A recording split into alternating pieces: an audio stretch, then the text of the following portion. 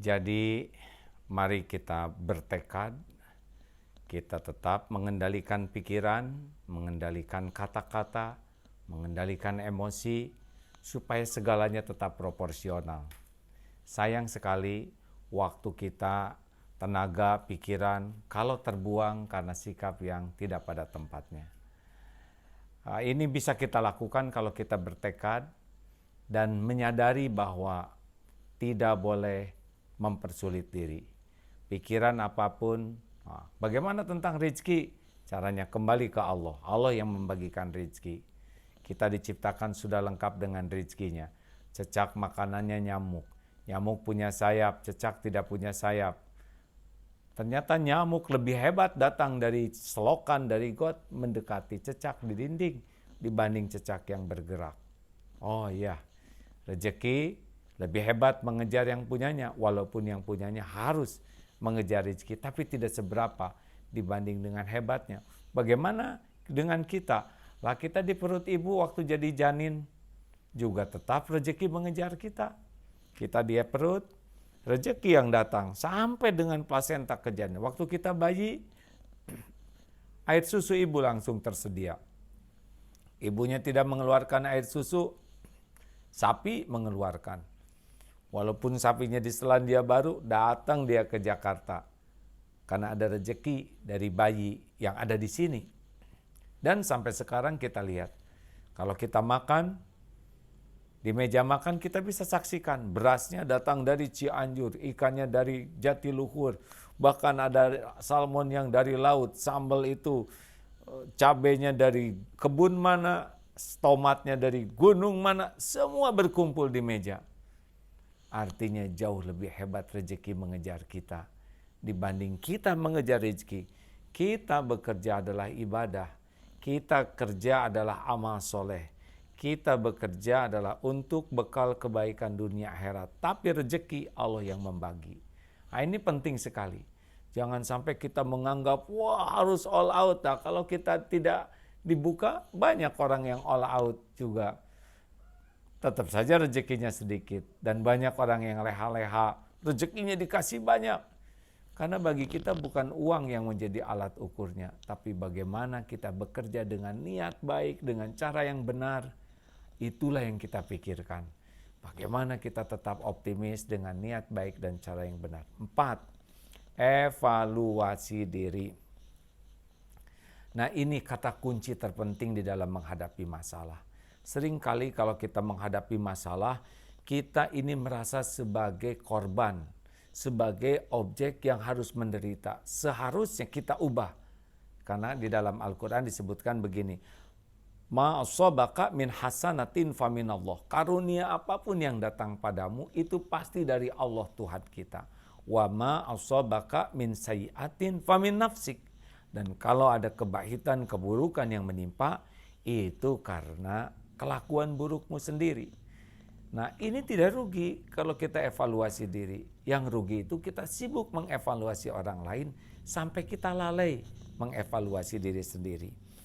Maka kalau kaki kejeduk, langsung pikir apa nih dosa yang saya lakukan sehingga Allah menegur saya dengan kaki seperti ini. Tiba-tiba kita dihina orang, dimarah orang. Jangan kaget, jangan panik. Ya Allah, mengapa hari ini saya dihina orang? Dosa apa? Astagfirullah. Saya ngaku bahwa saya sering melakukan hal seperti ini kepada orang lain, kepada keluarga, kepada anak-anak. Astagfirullah. Dompet hilang. Kita harus ikhtiar, kalau perlu dikejar pencurinya, laporkan ke polisi. Tapi ada lagi hal lain, evaluasi diri. Ya, saya ngaku saya tidak bayar zakat. Saya jarang sedekah, kalaupun sedekah ala kadarnya. Anak-anak belum sesuai dengan harapan. Tidak bisa kita menyalahkan sekolah, menyalahkan keadaan, menyalahkan internet, menyalahkan zaman. Evaluasi diri, ya saya ngaku saya belum jadi ayah yang baik, belum jadi contoh yang benar, belum bisa mendidik dengan tulus dan sungguh-sungguh, belum sungguh-sungguh memberikan perhatian dan doa terbaik bagi anak. Astagfirullah. Nah, setiap masalah yang membuat kita mengevaluasi diri, yang membuat kita bisa memperbaiki diri, Dan ada kuncinya, kalau kita bisa memperbaiki diri, kita bagian dari solusi. Tapi kalau kita sibuk saja menyalahkan orang dan kita tidak pernah bisa melihat kesalahan sendiri, maka kita hanya jadi bagian dari masalah. Nah, ini kehebatan seseorang tuh. Ini waktu seperti ini adalah saat evaluasi. Bawa potret tuh. Apakah kamu orang jujur atau tidak? Kita buka kebohongan-kebohongan kita, kemunafikan kita. Ampun ya Allah, saya ngaku saya ini belum benar. Itu keberuntungan. Kita buka lagi. Apakah kamu ngerti arti hidup ini? Apakah kamu hidup ini hanya bertopeng saja?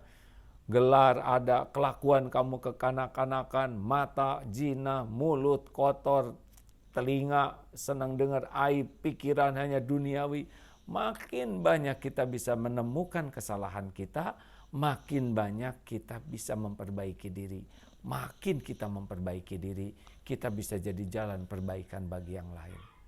Percayalah sahabat-sahabatku sekalian di Adira, kalau kita tidak serius memperbaiki diri, hanya sibuk menyalahkan keadaan dan menyalahkan yang lain, maka kita adalah bagian dari persoalan yang hanya akan mempersulit. Kehebatan kita kalau ada masalah adalah apa evaluasi diri kita. Mudah-mudahan dengan seperti ini, selama kita Ramadan dan menyendiri ini, lebih banyak waktu untuk jujur melihat diri kita sendiri. Dan yang kelima, yang terakhir, satu, siap menghadapi yang cocok dan yang tidak cocok, luruskan niat, sempurnakan ikhtiar, pasrahkan kepada Allah, sedia payung sebelum hujan. Kalau sudah terjadi sesuatu, hujan, terima hujan, sambil kita pakai payungnya, sambil kita cari tempat berteduh, sambil kita gunakan hujan ini bagaimana menjadi sesuatu yang manfaat. Ridho terhadap takdir sambil ikhtiar di jalan yang diridhoi Allah. Dan yang ketiga adalah segera kendalikan diri, jangan terdramatisir, jangan kemana-mana, semuanya terkendali, proporsional. Jangan sampai kita kehilangan waktu, tenaga, pikiran, kebahagiaan karena kebawa oleh pikiran dan perasaan yang tidak jadi solusi. Dan yang keempat, evaluasi diri. Apa yang dikehendaki Allah nih? Kesalahan apa yang saya lakukan sehingga terjadi semua ini? Makin kita bisa merenung, makin kita bisa evaluasi diri. Kalau dalam Islam, orang yang bisa tobat itu 3 hadiahnya. Selain dosanya diampuni. 1, hatinya akan ditenangkan.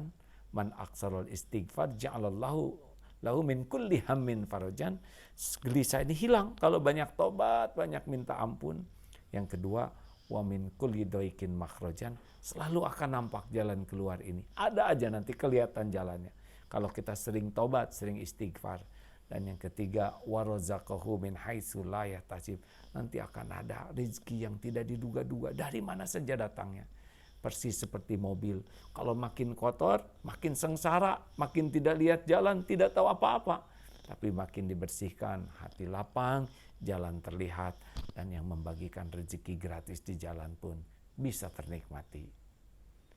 5, cukuplah Allah sebagai penolong kita.